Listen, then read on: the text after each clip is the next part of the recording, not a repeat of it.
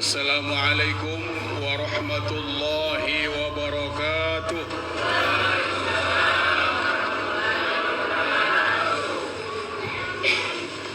Alhamdulillah Rabbil Alamin. Al-Qail fil Quranil Karim, Subhanalladzi asra bi'abdihi laylan minal masjidil haram ilal masjidil aqsa alladzi barakna hawlah linuriyahu min ayatina innahu huwas sami'ul basir. Wassalatu wassalamu ala Rasulillah Sayyidina Muhammad ibn Abdillah wa ala alihi wa sahbihi wa man wala wa ba'd. Bapak Imam, Ta'mir Masjid, Ustadz Suparman, seluruh Ta'mir Masjid, bapak-bapak, ibu-ibu, wabil khusus ibu-ibu yang barusan tadi menyumbangkan 2 buah lagu nasyid yang sangat luar biasa sekali. Nasyid didendangkan dalam irama qasidah modern. Juga kepada adik-adik saya, anak-anak saya semua, alhamdulillah. Saya mohon maaf tadi tidak sempat sholat berjamaah asar di sini.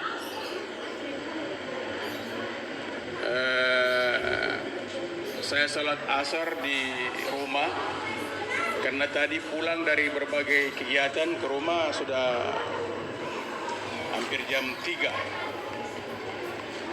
Jadi harus istirahat sedikit. Harus istirahat Pak, jangan diforsir. Baik jamaah sekalian, kita ingin bicara tentang Isra wal Mi'raj Nabi besar Muhammad sallallahu alaihi wasallam.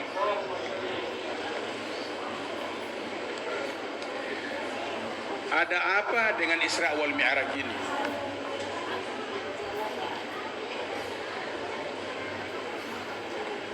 Saya ingin menjelaskan Isra wal Mi'raj di sore hari ini. Menurut kalender Hijriah, sekarang kita berada pada hari H-nya, tanggal 27 Rajab.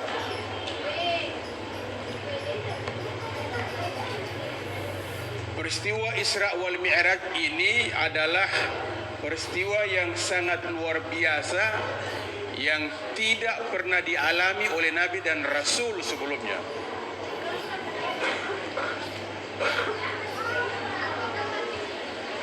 Kalau perjalanan Isra saja, Isra itu artinya berjalan di malam hari. Itu banyak dialami oleh para nabi-nabi dan rasul sebelumnya. Tetapi ketika Mi'raj, sebagaimana disampaikan oleh adik-adik kita tadi itu, Mi'raj itu perjalanan naik ke sisi Allah Subhanahu wa taala, bukan hanya di Sidratil Muntaha, sampai ke arsy Allah Subhanahu wa taala dan bertemu dengan Allah Subhanahu wa taala. Itu tidak pernah dialami oleh nabi dan rasul yang lain illa kecuali Nabi Muhammad sallallahu alaihi wasallam.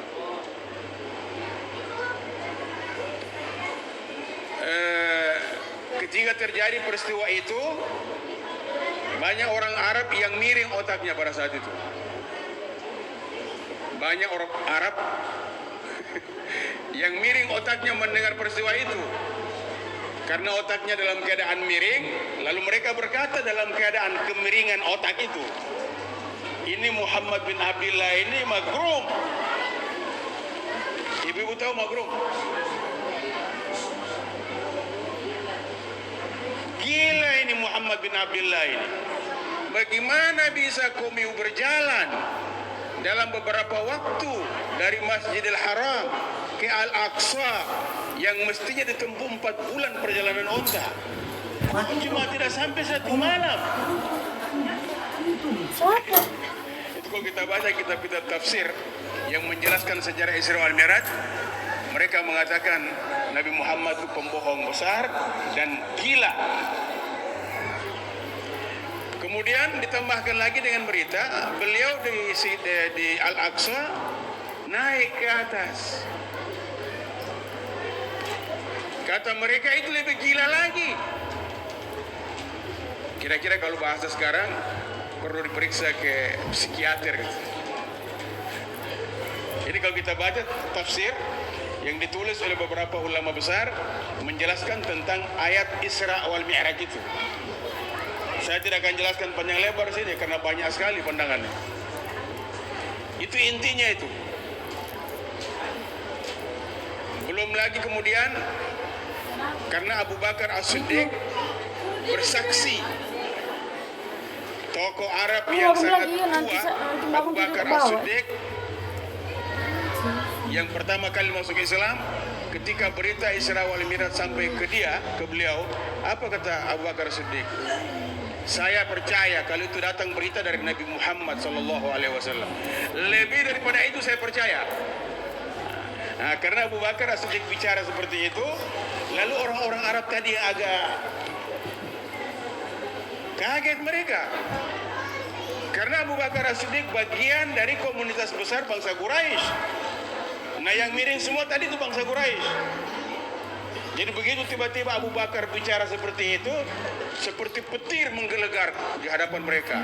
Lalu ada yang ragu lagi di antara mereka. Oh iya, begitu kata Abu Bakar. Nah, ini saya buat dalam bentuk cerita lalu supaya adik-adik ini bisa tangkap. Lalu kita baca dalam sejarah, mereka uji Nabi Muhammad. Diuji bagaimana?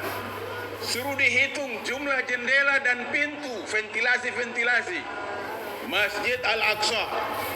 Berapa jumlahnya? Bayangkan. Bagaimana itu aja?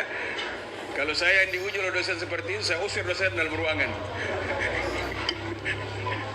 Pertanyaan bikin soe kan begitu ya. Tapi apa yang terjadi? Belum selesai pertanyaan itu, Bapak Ibu sekalian, malaikat Jibril sudah angkat Al-Aqsa taruh di depan Nabi Muhammad.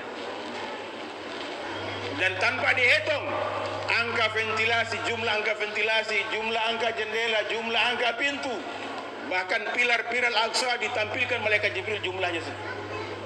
Muhammad tinggal sebut sekian. Di antara mereka ada yang kemudian masuk Islam, beriman. Ya Allah, seperti yang disebut ini memang seperti itu jumlahnya di sana itu. Jadi terhadap Nabi Muhammad jangan kau main-main. Kira-kira begitu. Itu penggalan sejarah, tapi ada sejarah yang besar berkaitan dengan itu Bapak Ibu sekalian. Ya. Ada apa dengan peristiwa Isra wal Mi'raj? Jadi kita mulai ceramah ini dengan pertanyaan besar seperti itu. Tadi itu baru cerita-cerita biasa itu. Mengapa sampai Allah Subhanahu wa taala mendesain peristiwa khas Nabi Muhammad sallallahu alaihi wasallam, peristiwa Isra wal Mi'raj, di mana peristiwa itu membuat orang tidak percaya sama sekali.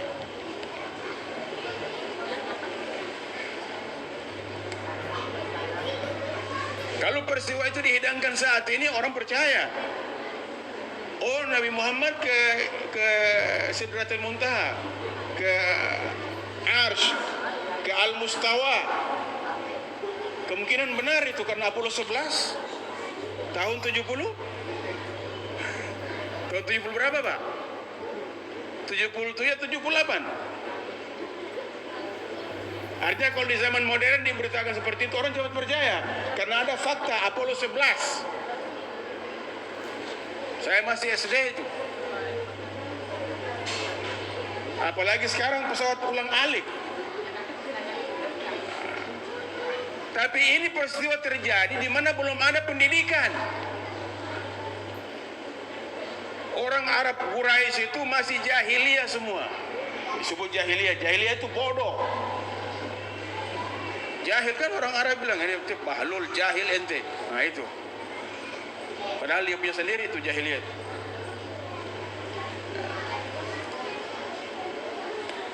Jadi mereka belum memiliki ilmu pengetahuan yang seperti kita miliki saat ini. Ada beberapa ilmu pengetahuan yang mereka miliki, ilmu perbintangan, ilmu sastra Arab, itu mereka sudah miliki.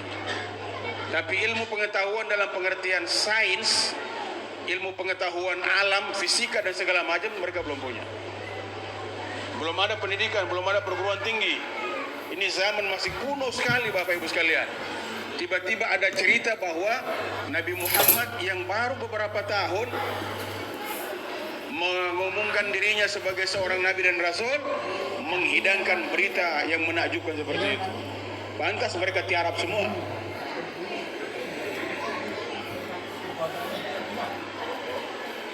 Seluruh ulama mengatakan peristiwa Isra wal Mi'raj ini adalah cara Allah Subhanahu wa taala menyenangkan atau menghibur Nabi Muhammad sallallahu alaihi wasallam ketika beliau berada pada puncak kedukaan yang luar biasa sekali.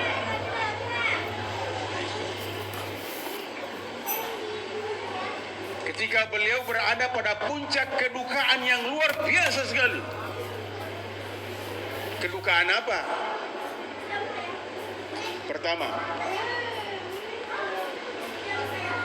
karena orang-orang Arab itu, kalau saya sebut Bapak Ibu sekalian, ini mohon maaf saya tidak ceramah monoton seperti biasa, tapi saya akan desain seperti saya mengajar. Cuma karena kaki ada asam urat sedikit, saya agak malas berjalan-jalan. Dulu kalau saya ceramah dalam seperti ini, saya jalan-jalan di tengah-tengah itu. Yang pertama, itu orang-orang Arab jahiliyah sudah ribuan tahun menyembah patung berhala. Sudah ribuan tahun mabuk sakral. Sudah ribuan tahun kawin-mawin tidak terhormat. Satu kepala suku istrinya 17 sampai 35 orang. Kumiu kali jo itu. Mau diapa semua istri begitu banyak itu.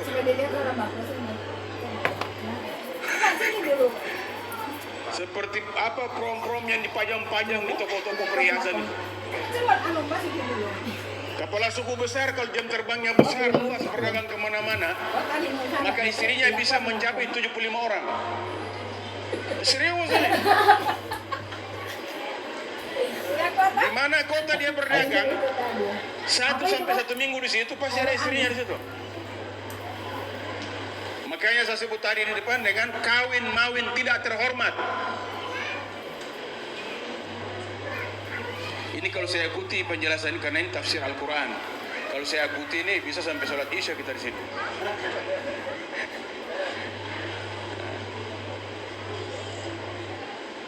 Orang-orang Arab jahiliyah itu sudah ribuan tahun lamanya melakukan tijarah, transaksi bisnis, dagang dengan mempersaksikan jual beli bisnis sistem ribawi. Sudah ribuan tahun. Orang-orang Arab jahiliyah sudah ribuan tahun mengubur anak perempuan hidup-hidup. Orang-orang Arab jahiliyah karena kawin-mawin tidak terhormat tadi, maka istri-istri mereka itu yang melahirkan anak perempuan karena harus melahirkan anak laki-laki. Ini terbalik dari peristiwa Nabi Musa alaihissalam. Firaun, kalau laki-laki lahir dibunuh semua kan? Nah itu, pernah baca sejarah itu? Ada hubungannya ini. Makanya saya bilang kalau mau diikuti ceritanya itu sampai salat Isya kita di sini. Tergantung ibu-ibu yang Bekasi tadi. Ini ibu Bekasi tadi mereka punya jam terbang sampai ke TVRI ini, Pak. Kayaknya bersama-sama pernah kita ya, TVRI ya. Makanya mereka lihat saya tadi langsung saya lihat semangat pukul itu. Tergantung ibu-ibu, kalau ibu-ibu bilang sampai Isya ya saya ikuti ibu-ibu. Saya khawatir saya disuruh diusir di sini. Orang-orang Arab jahiliyah memiliki satu tradisi lagi. Ada 5 tradisi besar mereka itu. Tradisi saling memperbudak antara suku yang kuat, kabilah yang kuat, etnis yang kuat terhadap etnis yang rendah, rakyat jelata.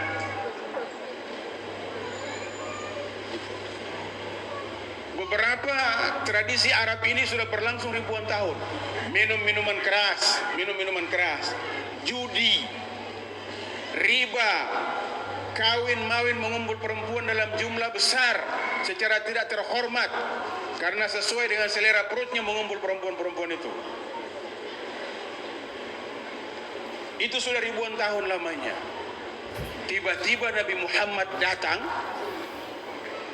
semacam meriam besar diumumkan di seluruh Jazirah Arabia. Riba haram, kawin mawin perempuan dalam jumlah besar haram, khamar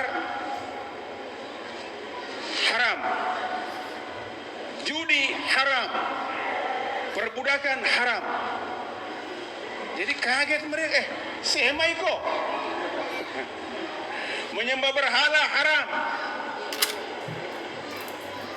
Lebih dari 300 buah patung berhala di sekitar Ka'bah ketika Nabi Muhammad pertama kali mengumumkan dirinya sebagai seorang Nabi dan Rasul. Turunnya wahyu pertama, surat Al-Alaq. Bapak Ibu, kalau kita menjelaskan Isra wal Miraj ini, ada sekitar 10 peristiwa besar harus dijelaskan. Saling terkait dengan turunnya Al-Quran dan beberapa macam hal yang lain, termasuk tradisi-tradisi Arab Jahiliyah yang saya sudah sebutkan tadi. Saya tidak akan jelaskan semuanya. Nabi Muhammad mengatakan kepada mereka semua tradisi-tradisi jelek tadi haram, dilarang. Maka mereka mengumpulkan kekuatan besar untuk menghabisi Nabi Muhammad sallallahu alaihi wasallam, paling tidak mengusir Nabi Muhammad di kota Makkah. Ustadz Bambang Abu Julu misalnya, seorang penceramah muda yang kita kagumi, yang kita cintai di Borobuli Selatan ini, khususnya di jamaah Masjid Al-Ikhlas, tiba-tiba ada sekelompok orang bersepakat melakukan hal yang sama dengan masa jahiliyah tadi. Kira-kira Bapak sedih atau tidak? Ini sudah puluhan tahun di sini ajaran anak kita mengaji, tiba-tiba kamu orang, seperti itu kira-kira. Itu contoh kecil. Sama dengan saya, seorang muhajirin dari Ternate sejak tahun 88. Sudah hampir 40 tahun di sini. Kalau saya pulang ke Ternate, mereka tidak kenal saya punya lenje. Yang kenal muka saya itu adalah generasi sezaman dengan saya. Nanti yang muda-muda tanya, siapa itu? Mereka jelaskan, oh itu dulu pesantren di situ di Kalumpang. Terus dan seterusnya. Oh. Jadi saya sudah berdakwah di sini sudah hampir 40 tahun. Tiba-tiba ada sekelompok orang satu kelurahan berkata, usir Ustadz Gani Juma dari kota Palu itu. Tentu banyak orang berduka, banyak orang sedih. Terutama mahasiswa UIN. Nabi Muhammad ini dilahirkan di kota Makkah. Nenek moyang beliau sejak Nabi Ibrahim pemilik kota Makkah, pemilik Baitullah, pemilik air Zam-Zam. Seluruh situs-situs haji itu sebenarnya adalah pelaku utamanya Nabi Ibrahim, dan itu adalah kakek Nabi Muhammad sallallahu alaihi wasallam. Untuk apa kamu orang tiba-tiba datang ke sini tidak tahu dari mana juntrungannya mau usir Nabi Muhammad di kota Makkah? Jadi Nabi Muhammad sedih menghadapi peristiwa itu. Sampai pada puncaknya mereka menyetop, menghentikan seluruh jalur masuk sembako, makanan pokok di 4 penjuru jalur masuk keluar kota Mekah. Dihentikan semua, tidak boleh ada pasokan sembako yang masuk ke wilayah tempat tinggal Muhammad bin Abdullah dan keluarganya.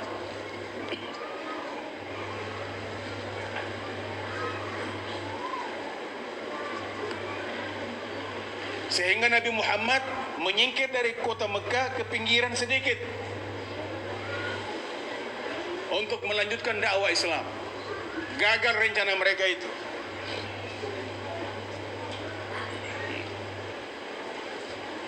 Itu kejadian yang pertama. Jadi kejadian yang pertama itu adalah kejadian ingin membunuh Nabi Muhammad, paling tidak diusir di kota Mekah. Yang kedua, istri Siti Khadijah, istri yang pertama. Karena Nabi Muhammad istrinya itu ada 9 orang. Jangan ibu-ibu kaget. Allah yang suruh itu. Kita bapak-bapak di sini biar berdoa sampai berganti-ganti mulu 1000 kali untuk sama seperti itu tidak akan dikasih oleh Allah Subhanahu wa taala. Nabi Muhammad tanpa minta Allah suruh. Walaupun pada akhirnya ini berkaitan dengan, mohon maaf ibu ya, jangan marah sama saya, berkaitan dengan poligami. Pada akhirnya Allah Subhanahu wa taala hanya membolehkan poligami sampai 4 orang istri. Nanti baca surat An-Nisa ayat 3. Kau ini perempuan 2, 3, 4. Lalu ujungnya dia bilang, cukup 1, tahu diri. Kamu tidak akan sanggup berlaku adil pada 4 orang. Tapi Nabi Muhammad diberikan izin sampai 9 orang sebelum ayat itu turun.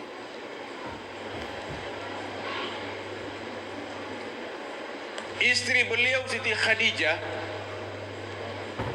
istri yang memiliki jasa besar, kontribusi besar. Ada ibu-ibu yang bisa jawab ini. Apa jasa Siti Khadijah yang paling besar bagi Nabi Muhammad? Ya, 100 tanpa dikurangi. Berbahagialah suami daripada ibu ini. Seluruh harta bendanya dia wakafkan untuk membackup, membiayai dakwah Nabi Muhammad sallallahu alaihi wasallam. Saat itu Nabi ketika diutus menjadi Nabi dan Rasul, wanita yang paling kaya, tajir di kota Makkah, Siti Khadijah. Dia sudah memberikan modal kepada Nabi Muhammad sebelum mereka kawin. Siti Khadijah ingin cari suami. Dia lihat pemuda-pemuda di tanah Arab di kota Makkah hanya untung bagus muka, tapi tidak ada yang bisa dipercaya. Tiba-tiba dia melihat ada generasi muda yang bernama Muhammad bin Abdullah. Ini menarik.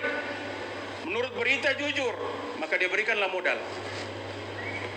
Setiap berdagang adha'afa mudha'afa, setiap pergi berdagang adha'afa mudha'afa. Kamu tahu maksudnya itu berlipat ganda keuntungannya. Kasih 5 pulang jadi 15 dan seterusnya seperti itu. Akhirnya apa? Siti Khadijah lamar Muhammad jadi suaminya. Jadi sejarah Islam yang pertama sebenarnya perempuan yang melamar laki-laki, bukan sebaliknya. Kalau ibu mau, anak-anaknya tentu ada yang bicara di belakang, ledo ya aku. Di Padang itu berlaku itu. Jadi perempuan yang melamar laki-laki. Tapi laki-laki yang mana? Siapa Siti Khadijah lamar, kan begitu ya? Yang ke sana salah lamar nggak dapat yang berjalan miring-miring di jalan nih.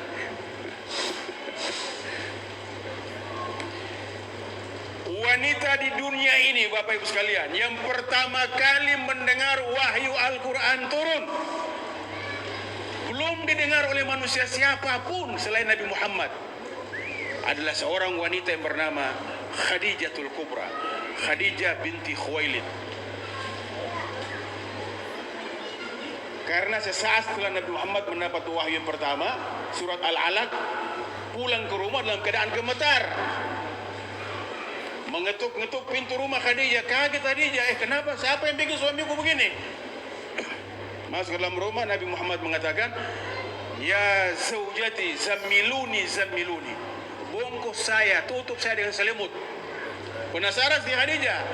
Begitu agak reda dari gemetar ketakutannya, karena malaikat Jibril datang dalam bentuk yang asli, pertama kali dilihat oleh Nabi Muhammad SAW.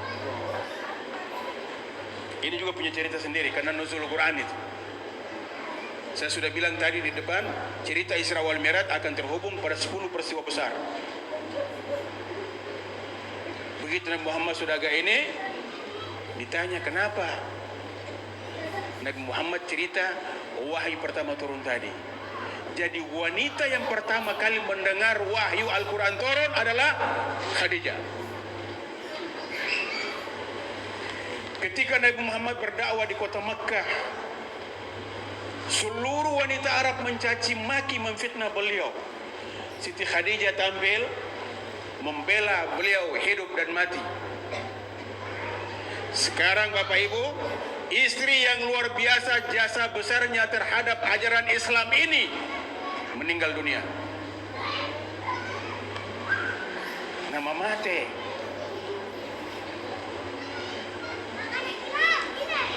Kalau saya dan Ustadz Bambang Abu Julu mengalami peristiwa itu, tentu miring itu. Mau cari ganti susah. Jangan ambil yang baru sana cuma rak-rak piring terus yang dia hitung. Ini Khadijah meninggal dunia Bapak Ibu sekalian. Kami usir satu-satu, ini mahal peristiwa ini. Kami tidak bisa baca di buku biasa kecuali kitab kuning. Belum selesai kedukaan Nabi Muhammad terhadap istrinya yang meninggal, tiba-tiba pamannya yang bernama Abu Thalib, ayah dari Ali bin Abi Thalib, dia punya mangga ini Abu Thalib. Ketika kakeknya Abdul Muttalib meninggal dunia, maka satu-satunya tokoh di tanah Arab yang paling ditakuti oleh bangsa Quraisy, oleh Abu Sufyan, Khalid bin Walid, Umar bin Khattab masih kafir belum masuk Islam, dan beberapa tokoh-tokoh besar bangsa Quraisy yang paling jengkel dengan Nabi Muhammad, yang paling mereka takut adalah Abi Thalib atau Abu Thalib. Satu waktu mereka berencana membuat strategi makar untuk menghabisi Nabi Muhammad. Ketika mereka mulai start di tempat mereka di markasnya, mereka di tengah jalan mendapatkan berita bahwa jam sekarang ini ada Abi Thalib di samping Muhammad. Batal rencana itu. Kepala suku besar ini, dia pemegang kunci Ka'bah setelah bapaknya meninggal, Abdul Muttalib, kakek Nabi Muhammad. Kunci diserahkan kepada dia, kunci Ka'bah. Kunci air Zam-Zam diserahkan kepada dia. Jadi tadi yang mau bikin kacau orang-orang Quraisy itu, kalau mau minum air Zam-Zam, datang minta sama dia. Bukan orang sembarangan. Sumber air di kota Makkah cuma satu, Bapak Ibu sekalian, air Zam-Zam. Nah yang pegang kuncinya Abu Thalib. Mau apa kami? Meninggal dunia.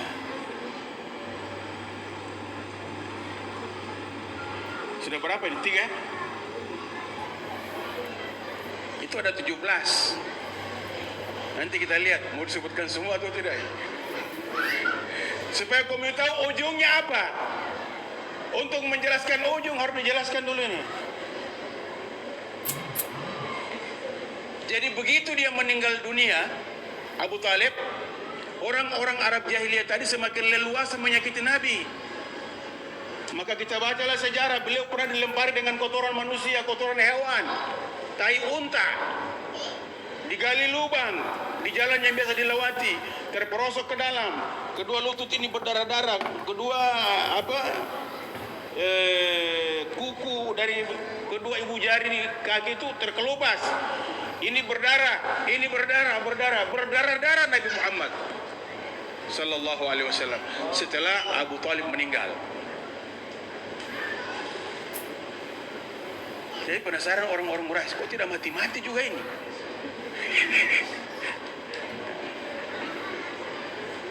Sebelum lanjut saya beri catatan. Tentu ibu-ibu bertanya, kenapa Nabi Muhammad tidak pernah mundur ya? Kenapa Allah tidak bela beliau supaya mereka tidak berhasil sakiti seperti itu?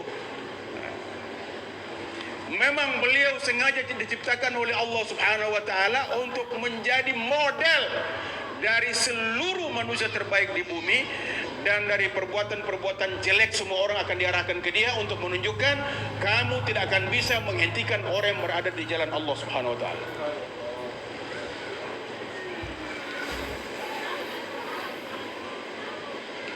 Apakah berhenti lagi ujian pada beliau? Tidak. Ada lagi yang paling berat. Dalam sebuah hadis beliau bersabda, istriku meninggal, pamanku meninggal, aku mau dibunuh, dihentikan seluruh pasokan sembako masuk ke wilayah tinggal keluarga saya untuk menghabisi saya. Itu semua bisa saya hadapi kecuali satu yang paling berat. Apa itu ibu sekalian? Saya persingkat, tidak jadi 17. Karena saya lihat ibu-ibu di belakang sana mungkin karena kena angin sudah mulai matanya itu jadi mata orang Korea sebenarnya. Narongo. Wahyu Al-Quran. Al-Quran ini 30 juz Pak ya? 30 juz. 114 surah. 6.666 ayat. Diturunkan selama 22 tahun, 2 bulan, 22 hari. Pada 2 tempat, kota Makkah dan kota Madinah. Ketika itu Nabi Muhammad SAW baru mendapatkan 10 surah. Dari 114 surah, baru 10 surah yang turun tiba-tiba berhenti. Ini yang Nabi Muhammad akui paling berat, yang satu ini. Dan berhentinya itu ada 2 pendapat, ada 2 informasi. Yang pertama, berhenti selama 6 hari. 6 hari sampai 12 hari. Ada yang mengatakan tidak, berhenti sampai 40 hari. Bagi Nabi Muhammad, Al-Quran berhenti turun karena malaikat Jibril sudah bocorkan jumlah ayat Al-Quran sekian, surah sekian, sudah dibocorkan semuanya. Tapi tiba-tiba yang datang baru 10 surah, berhenti.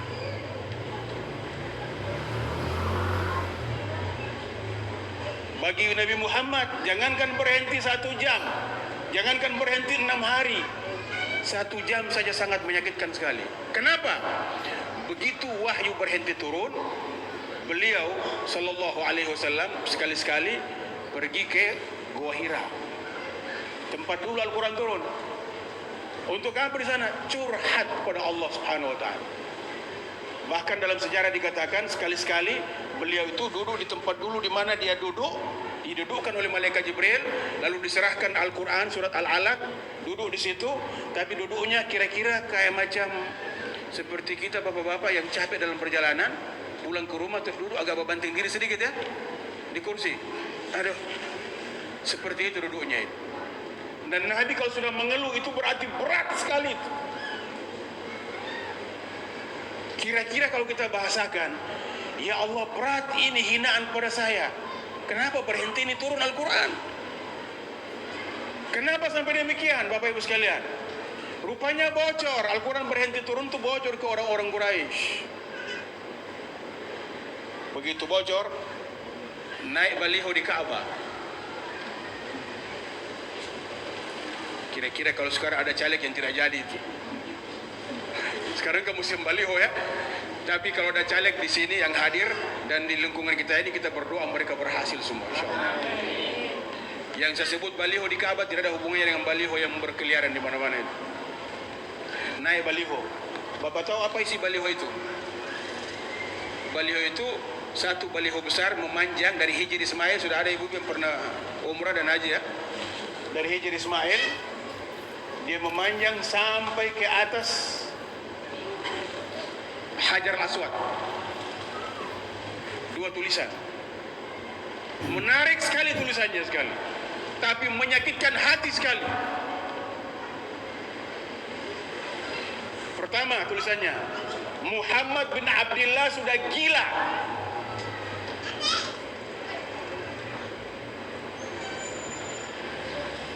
Yang kedua, Al-Quran yang dia katakan sebagai wahyu dari Tuhan berhenti turun, maka Tuhannya sudah tinggalkan dia.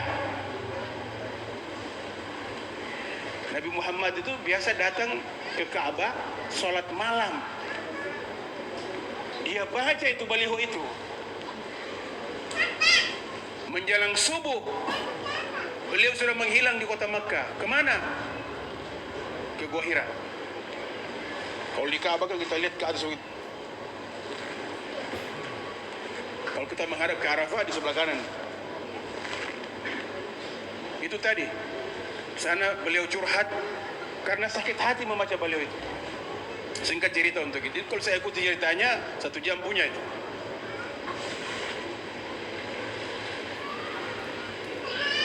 Di mana-mana di empat pintu keluar masuk kota Makkah, baliho yang sama digantung sana. Ada baliho yang sangat kasar, kejam, bunuh, usir, dan seterusnya. Hujatan, caci makian di mana-mana terjadi. Tidak mudah menghadapi itu. Di puncak hinaan seperti itu, tiba-tiba Bapak Ibu sekalian, turun surah yang ke-11. Wadduha wal laili idza saja ma wadda'aka rabbuka wa ma qala, dan seterusnya. Saya tidak akan jelaskan mengapa di puncak penghinaan seperti itu surat ini yang turun, karena itu bisa 3 SKS Ibu. Tapi Allah memilih satu kata yang menghunjam Nabi Muhammad sallallahu alaihi wasallam. Wadduha. Apa artinya wadduha Ibu? Kalau kamu pagi-pagi anak-anak mau ke sekolah segala macam, kemana-mana pakai, mohon maaf ya, pakai jilbab ala kadarnya karena mereka mau sekolah mesti bawa bekal, cari nasi kuning segala macam pagi-pagi. Itu ad-duha artinya kalau matahari muncul di sebelah sana, belum kau melihat matahari, cahayanya sudah menyeruak kemana-mana itu. Itu namanya ad-duha itu. Mengapa Allah menyentakkan Nabi dengan kalimat itu, wadduha, demi waktu pagi yang cahayanya menyeruak kemana-mana? Seakan-akan Allah ingin bicara kalau kita baca tafsir. Hei Muhammad, jangan dulu kecewa kamu. Ini Islam ini masih pagi-pagi seperti matahari ini. Karena baru 10 surah. Jangan lu kecewa, jangan lu gelisah. Islam ini masih pagi-pagi, belum jam 10, belum siang, belum malam. Lalu Allah ikuti dengan kalimat wal-laili idza saja, dan malam ketika gelap. Itu sebagai simbol bahwa walaupun Islam masih pagi, tapi tantangan kepadamu itu akan terjadi seperti gambaran gelap gulita.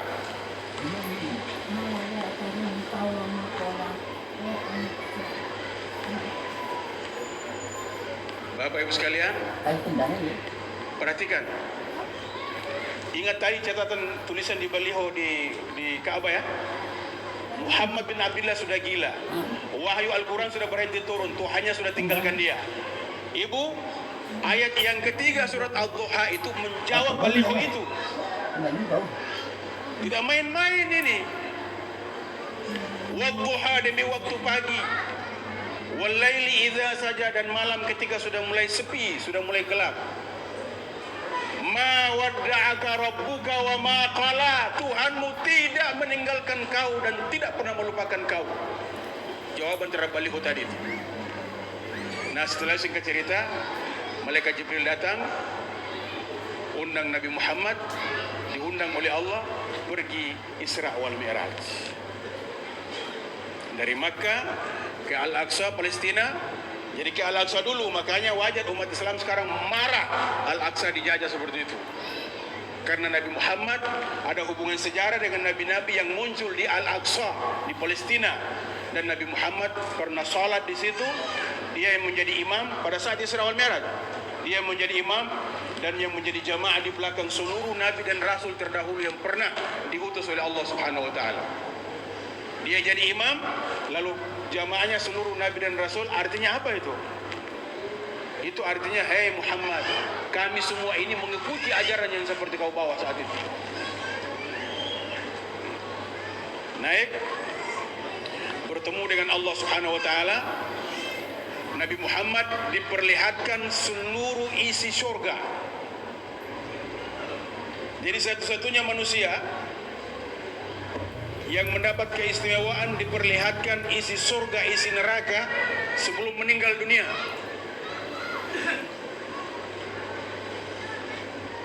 Sudah diperlihatkan semuanya. Nabi Muhammad diperlihatkan luasnya alam semesta ini dengan pandangan yang asli. Bukan pakai kacamata buram. Diberikan kemampuan oleh Allah Subhanahu wa taala menyaksikan alam semesta, menyaksikan Sidratul Muntaha. Malaikat Jibril hanya sampai di Sidratul Muntaha, tidak sanggup naik ke atas. Karena setia kawan Nabi Muhammad bilang, "Hei Jibril, sama-sama." Kata malaikat Jibril, "Yang diundang bertemu dengan Allah hanya engkau, bukan aku. Kalau aku paksakan, aku akan binasa." Bertemu dengan Allah, diberikan kado istimewa salat 5 waktu.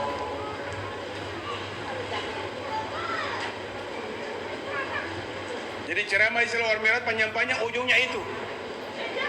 Nah sekarang Bapak Ibu sekalian, mari kita kilas balik. Ternyata diundang dalam peristiwa yang luar biasa itu, diberikan sholat 5 waktu.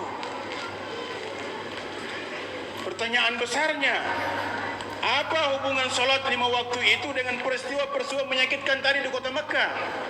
Itu ada hubungannya. Karena beliau diundang itu untuk dihibur. Dan hiburannya apa?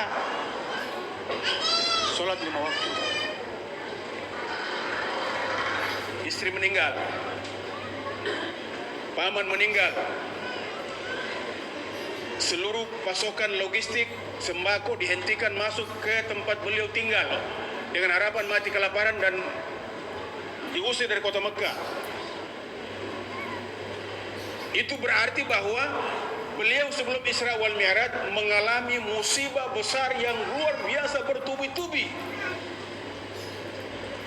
Wahyu Al-Quran berhenti turun, yang membuat orang ragu beliau ini nabi atau bukan. Lalu diundang oleh Allah Subhanahu wa taala. Allah berikan resep kado untuk mengobati dirimu menghadapi seluruh musibah itu, hanya satu obatnya, salat 5 waktu. Jadi Bapak Ibu sekalian, saya ingin menegaskan, dalam hidup ini kita mengalami berbagai macam cobaan. Sesuai dengan keadaan kita masing-masing, tidak sama kadarnya, berbeda-beda. Kalau kita menghadapi berbagai macam cobaan itu, ya, sampaikan kepada anak-anak kita yang ABG itu. Jangan pergi ke tempat-tempat yang tidak terhormat untuk melampiaskan sakit hati, kecewa, depresi, dan seterusnya. Jangan. Kemana? Ambil air wudhu,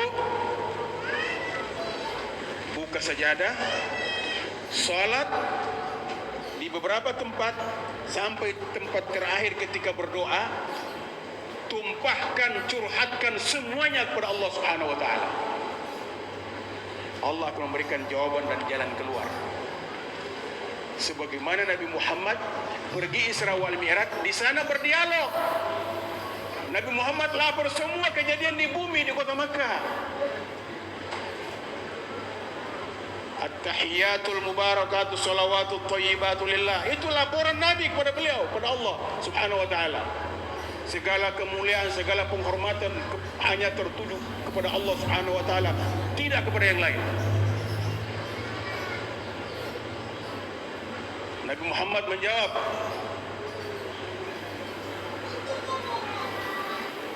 segala doa, segala kesucian hanya milik Allah Subhanahu wa taala. Dijawab oleh Allah Subhanahu wa taala, "Assalamualaikum ayyuhan nabi." Salam hormat kepadamu wahai komandannya seluruh nabi dan rasul, panglimanya seluruh nabi dan rasul. Lalu Nabi Muhammad jawab, nah di sini saya beri catatan singkat supaya kita tahu nabi kita ini bukan nabi yang egois. Ini sedang berhadapan dengan Allah Subhanahu wa taala, dan berhadapan ini tidak bisa dijelaskan bagaimana caranya berhadapan itu. Yang jelas para ulama sepakat tidak ada jarak satu pun antara Nabi Muhammad dengan Allah Subhanahu wa taala. Kalau Nabi Musa melihat Allah di Bukit Turi Sina, lalu Allah memperlihatkan hanya cahaya sebagai wakil dari dirinya untuk menguji Nabi Musa sanggup atau tidak. Itu 70 hijab jaraknya dengan Allah Subhanahu wa taala itu. Sekarang Nabi Muhammad dengan Allah tidak punya jarak, tidak punya hijab. Lalu Allah mengatakan, "Assalamu alayka ayyuhan nabi." salam sejahtera kepadamu wahai panglimanya seluruh nabi dan rasul.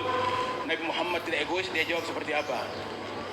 Dia tidak bilang assalamu alayya, keselamatanlah bagiku, komiu sendiri saya, tidak. Ya aku sendiri saya, tidak. Apa dia jawab? Assalamu alayna wa ala ibadillahi sholihin. Keselamatanlah kepada kami semua dan orang-orang yang saleh sebelum saya dan sesudah saya.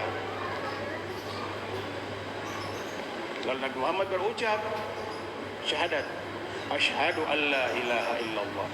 Nah, kalimat pertemuan itu antara Nabi Muhammad dengan Allah diabadikan di mana, Ibu? Di sholat tahiyat. Nah, karena itu Isra Mi'raj, kata Rasulullah sallallahu alaihi wasallam,